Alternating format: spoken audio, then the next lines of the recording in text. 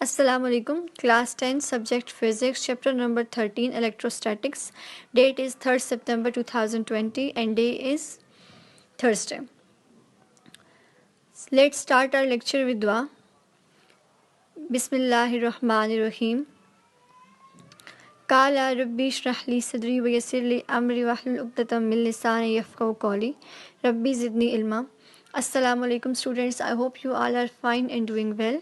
As you know that we were on chapter number 13 that was electrostatics और आज जो हमारा टॉपिक है जो हमने टॉपिक स्टार्ट करना है वो हमारे पास है different types of capacitors and uses of capacitors और ये पेज नंबर 82 और 83 को कवर करता है।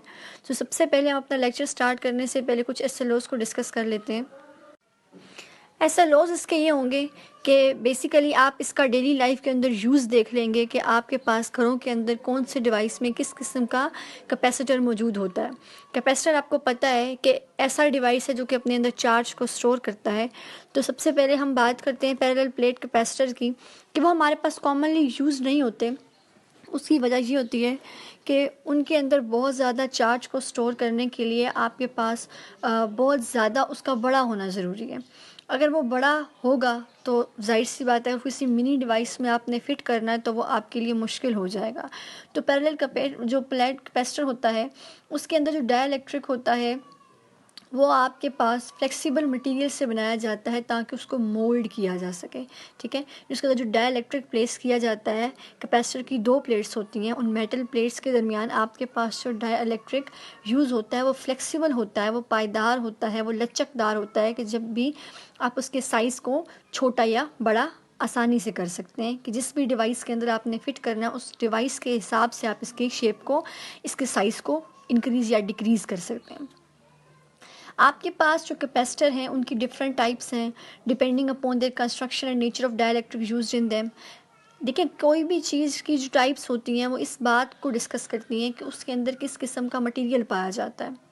बिल्कुल इसी तरीके से हमारे पास कैपेसिटर्स के अंदर भी जो उनके नेम दिए गए हैं या जो उनको क्लासीफाई किया गया है वो इस लिहाज से किया गया है कि उनका स्ट्रक्चर कैसा है, उनको किस तरीके से कंस्ट्रक्ट किया गया है और उनके अंदर यूज़ जो डाइलेक्ट्रिक है उसकी नेचर क्या है।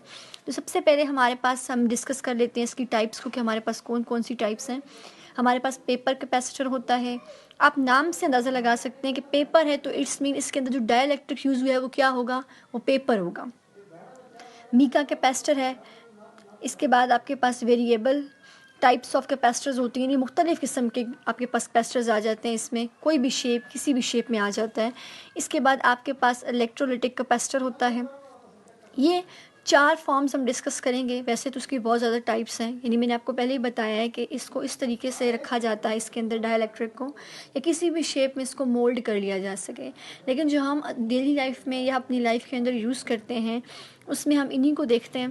तो हम इन्हीं को पहले डिस्कस कर लेते हैं। सबसे पहले हम पेपर कैपेसिटर को डिस्कस करते हैं।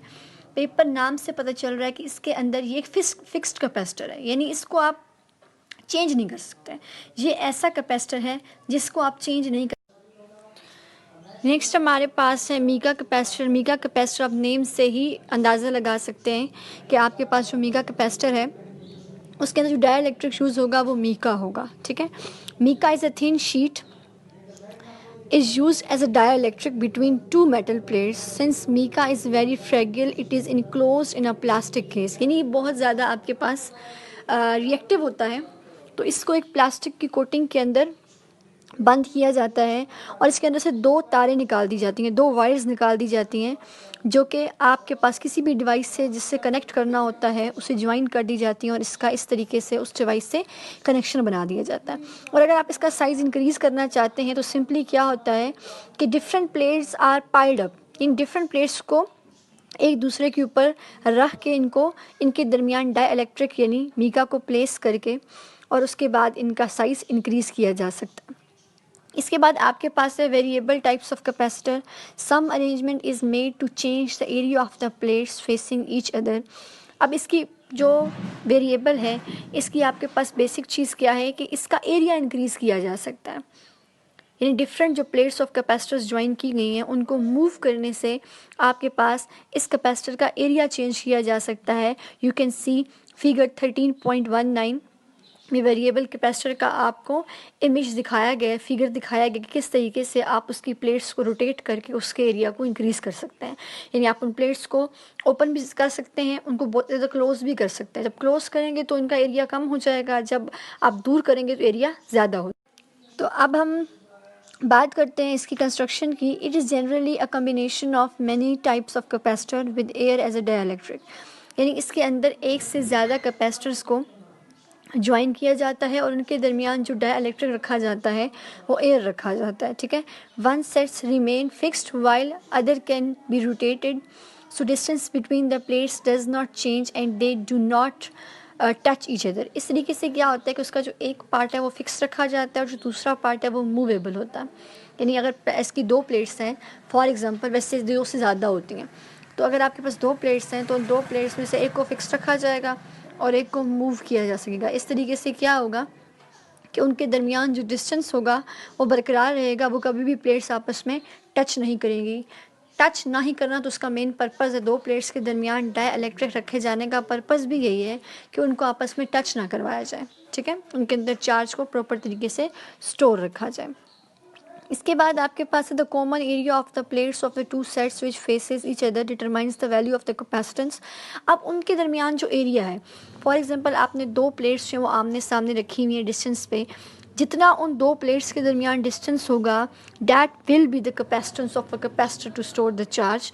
यानी वो आपको बताएगी कि जो डिस्टेंस है वो आपको इंडिकेट करेगा कि इस जो कैपेसिटर की कैपेसिटी है अपने अंदर चार्ज को स्टोर करने की वो कितनी है। यानी आप इनडायरेक्टली ये कह सकते हैं कि आपके पास जो डिस्टेंस होगा between the plates of the capacitor that will be directly proportional to the charge stored on the capacitor. Next जो हमारे पास है वो इलेक्ट्रोलाइटिक कैपेसिटर है। Electrolytic capacitor is often use to store large amount of charge at relatively low voltages. यानी कम voltage पे ज़्यादा जब चार्ज स्टोर करना होता है आपको तो आप इलेक्ट्रोलाइटिक कैपेसिटर को यूज़ करते हैं। It consist of a metal foil in contact with an electrolyte ah solution. यानी इनके दरमियान जो आपके पास डाइलेक्ट्रिक पाया जाता है वो इलेक्ट्रोलाइट या इलेक्ट्रोलाइटिक सोल्यूशन होता है, ठीक है।